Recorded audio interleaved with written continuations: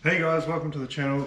My name's Ben and this is my 180SX. Basically what happened with this car is that I've had the car for about 2 years. I bought it to race it and also do a little bit of, sort of your Sunday street driving. About 3 months ago I ended up actually crashing this car during an event into a bunch of rocks, and I've caved in the front end a little bit. As a result, I've always sort of wanted to build the car, but I've never really had the motivation to do it. After the crash, I basically decided that the front end had to come off anyway, so we're going to pull the motor and go through the process of actually doing a street registered build for this car. So it's all going to be engineered in South Australia, which is where I'm from. And that way we can drive it around in the street.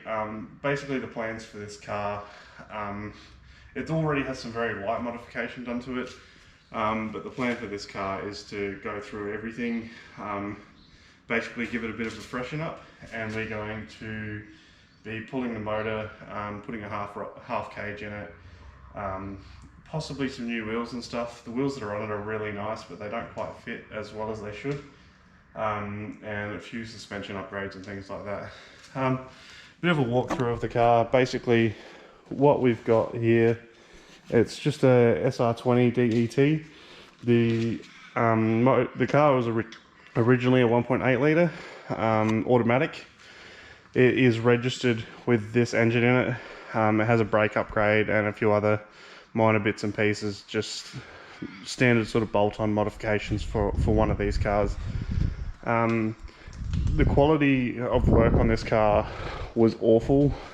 For example, if you want to have a look, all this here, someone's just cut the battery terminal to try and link it over there. They're rubbing the battery terminal against the edge of the body here, just so they can fit the intercooler piping down here. Fuel pump has been hardwired in, but unfortunately it's not fused or anything. It's just a bare positive 12-volt wire running around the body. I put some injectors in this car just because I had issues with it leaning out, and they're also going to support our turbo upgrade that we've got ready for this car. Bit of the damage down here, we've got a chassis rail that's been bent, and basically we're going to have to straighten all this out. Intercooler's all been punched up here, so we've got a brand new intercooler and everything to go on this car, and that way, we can just eliminate the junk that's on here, and we're going to be putting something real nice on here to keep it nice and cool. So basically I just want to go through the plans for this car. We do have currently it does have a Bride Lomax recliner seat in it. This is going to go. Unfortunately, I'm a little bit too big for this car. We will most likely be putting some Velo seats in this. They're a little bit bigger seat. They're Australian made. They're actually made locally here in South Australia. They're also ADR compliant, which is our road compliant over here. So this car's been resprayed at some point in R32 GDR grey. I'm not too sure what colour I'm going to go with this car yet, but it is currently going to get all the body work done. This paint job is awful. Basically, I've just pulled the side skirts off. It's had a Nissan Pulsar steering wheel put on it, which is not very nice. Whoever has spray painted this car obviously left, I don't know what they did, but they've got overspray on the windows, on the steering wheel. They got overspray all through the back of the car, on the sunroof, and yeah, basically it's just crap.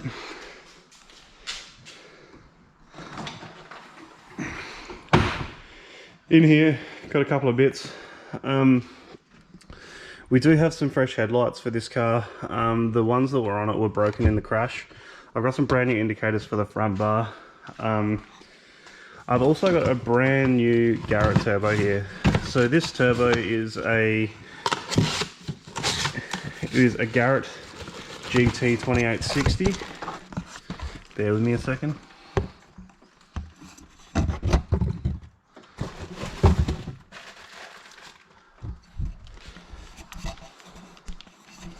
So this here is a Garrett GT 2860.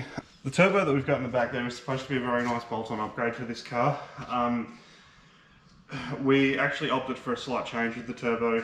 It's currently got a T28 on it. Turbo is pretty average, it's quite noisy.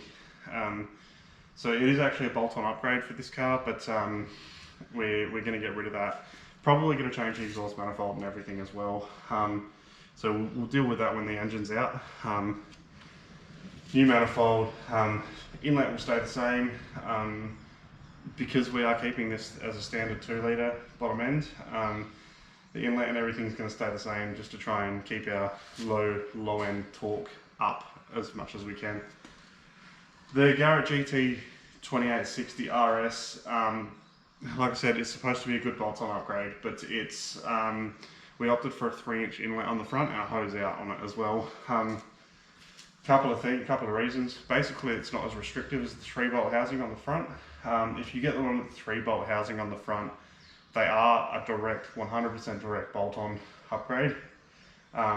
So we are going to be changing some intercooler piping and everything as well. Basically, if I can, I'm going to take you through the bodywork for this car. It's not going to be a show car quality build. I don't have the tools myself to do the bodywork or the knowledge for that matter, so I am going to be getting the help of a mate to strip this, and as you can see, the bonnet's already off, the guard is already off, and we've got to pull the other side guard off as well. He's going to take those away to his place and start working on those in his shop. So yeah, basically that's it. If you are interested in seeing how the build comes about and how we go with it, feel free to like, comment and subscribe, and we will see you soon. Cheers, bye.